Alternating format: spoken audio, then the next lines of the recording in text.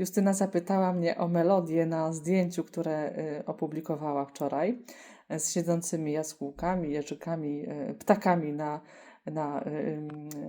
na kablach, po prostu na czterolinii. Jaka to melodia? Ja wybieram taką. Tak mi się to właśnie skojarzyło, zaśpiewało.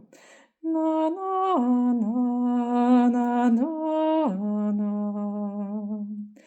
Można więc powiedzieć, że i przyroda śpiewa chorał gregoriański, bo jest to naprawdę bardzo ciekawa melodia, która na pewno w takiej modalności chorałowej się mieści.